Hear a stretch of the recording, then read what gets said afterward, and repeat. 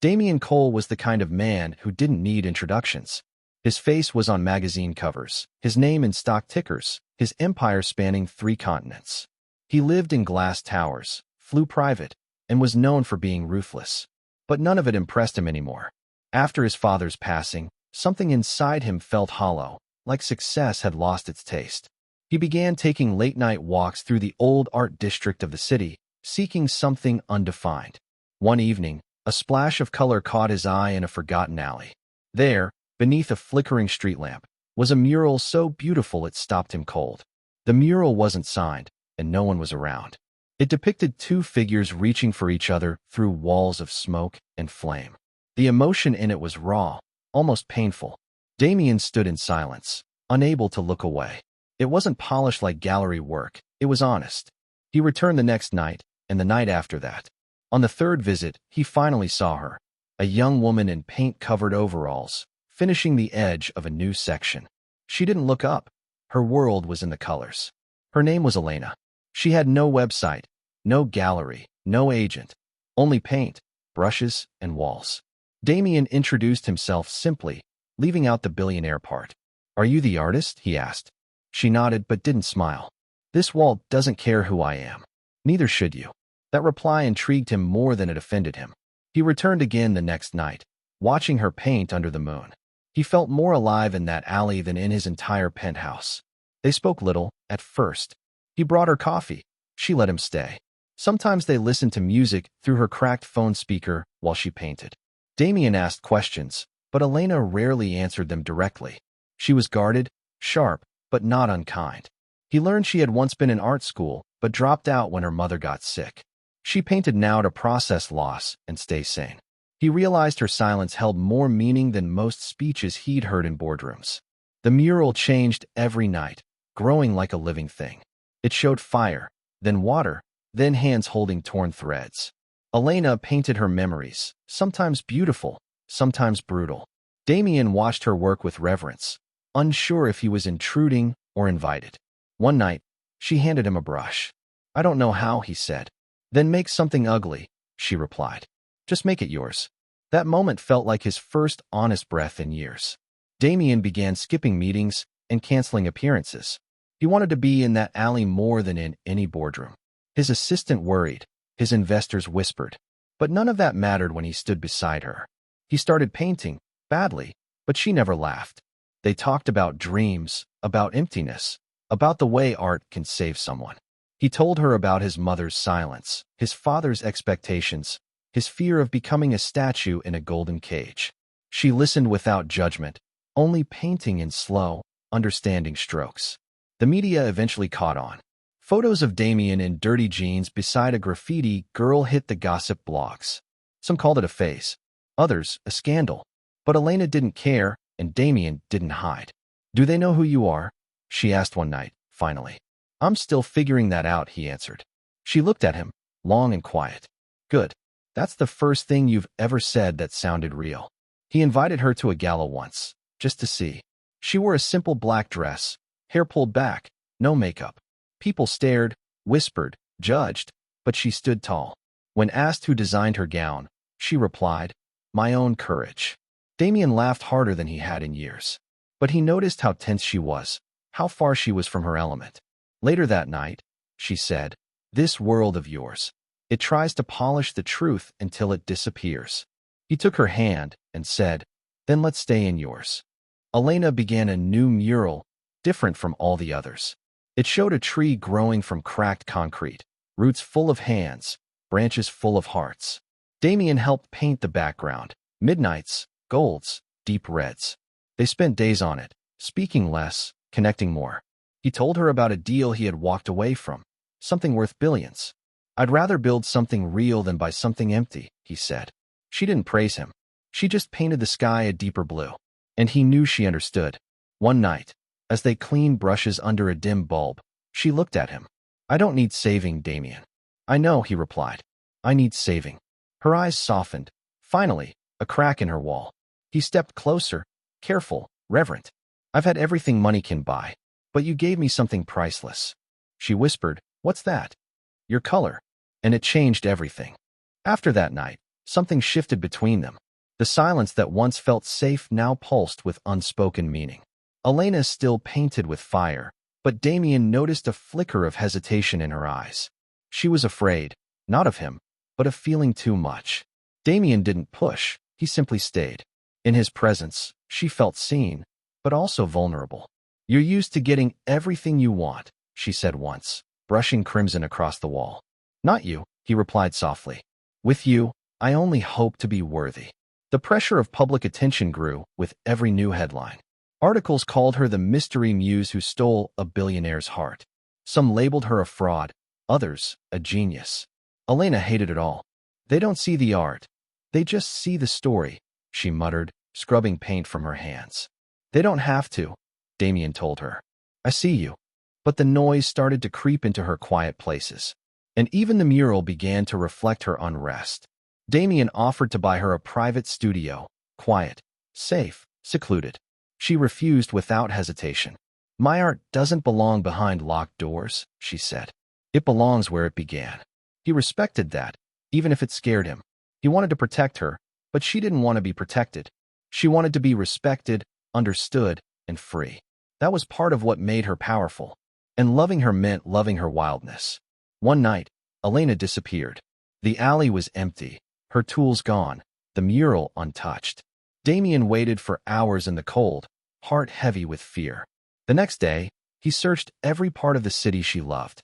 He finally found her under an overpass, painting something entirely new. She looked up when she saw him, eyes tired but steady. "I needed space," she said simply. He nodded. "I'll wait as long as it takes."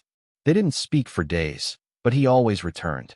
He brought her food, left quietly, and never asked for more than she could give. Slowly, she let him sit beside her again. Then one night, she handed him a brush without a word.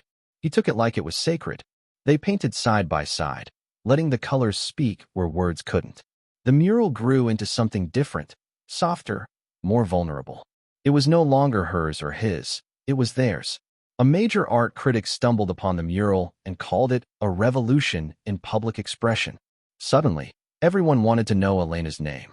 She was offered gallery space, interviews, even a documentary. But she turned down most of it, choosing instead to teach children in her neighborhood. Damien watched her flourish, not in spotlight, but in community. "I don't want fame," she told him. "I just want to matter." "You already do," he said. "To more people than you know." She smiled then, for real. Damien began making changes of his own. He stepped away from his board seat and sold several companies. He poured his energy into funding local art programs, anonymously. He traded suits for paint-stained hoodies and boardrooms for street corners. At first, the world called it madness. Then, they started calling it vision. But he didn't care what they called it. He only cared about staying close to what felt true. And that truth was always found beside her. One afternoon, Elena painted a new mural with only two figures. A man and a woman, standing in the rain, holding a brush between them. When Damien saw it, he knew it was them. "I never thought I'd be someone's art," he whispered. "You're not," she said. "You're part of the color." He kissed her under the wet sky, paint running down their hands. They didn't need to say the words. They were already written on the walls. And in the colors, they were infinite. They hosted a small exhibition, not for fame, but for the neighborhood. Children's drawings were framed beside Elena's early murals. Damien stood back as she greeted people with warmth and grace. He didn't need to be the center. He only needed to witness her light. Later that night, they sat on a rooftop, legs dangling over the edge. "We don't live in the same world we started in," she said. "No," he agreed. "We built a better one. And it was made of color, courage, and love." Elena surprised him with a final mural on the side of a school. It showed a garden blooming from cracks, with tiny hands painting stars in the sky. In one corner, barely visible, was a heart with his initials. He turned to her, overcome with emotion. "You gave me something I never knew I needed," he said. "Not a gift," she replied. "A mirror." He held her then, tight and quiet, while children laughed nearby. And in that moment, he knew he would never need anything else again. Months passed, and Elena's murals spread across the city. They appeared on schools, shelters, clinics, places where hope was needed most. People started calling them healing walls. But Elena never took credit. She said the city painted through her. Damien watched her from a distance sometimes, letting her be the center. He had found peace not in power, but in purpose. Their love wasn't loud, but it was deep. And in every wall, their story was quietly told. One morning, Elena received a letter from the National Art Council. They wanted to honor her with a Lifetime Achievement Award. She laughed, holding the letter with paint-stained fingers. "I haven't lived a lifetime yet," she joked. "You've given more than most people do in two," Damien replied. She hesitated, unsure about standing on a stage. But he gently encouraged her, "Let them see what I see." So she said yes, not for applause, but for the kids watching. At the ceremony, she wore her old overalls beneath a handmade shawl. She stood in front of a massive crowd, hands trembling. Damien stood just off stage, silently cheering her on. She didn't speak with rehearsed words. She spoke from her story. "I never wanted to be famous," she began. "I just wanted to paint what I felt and hope someone understood." The crowd fell silent, some wiping tears. And in that stillness, she became unforgettable. After the award, Elena felt the pressure creeping in again. Agents, galleries, and international sponsors came knocking. But she turned most of them away with a soft no. Her life wasn't meant for sealed rooms and white walls. It was meant for alleyways, bridges, and neighborhoods that needed color. Damien never questioned her choices. He supported them. "You taught me the value of walking away," he told her. And she smiled, because he really had changed. Together, they built an open-air art center in the heart of the city. It had no doors, no fees, no exclusivity. Kids came to paint. Elderly came to heal. Strangers became friends over shared brushes and messy hands. They called it the Color House. Elena ran workshops. Damien ran operations quietly in the background. It wasn't glamorous, but it was home. And it mattered more than any skyscraper ever did. On their anniversary, Elena painted a new mural just for him. It showed a man with a golden heart, kneeling beside a wall full of wild flowers. No one knew its meaning but them. When he saw it, Damien choked back tears.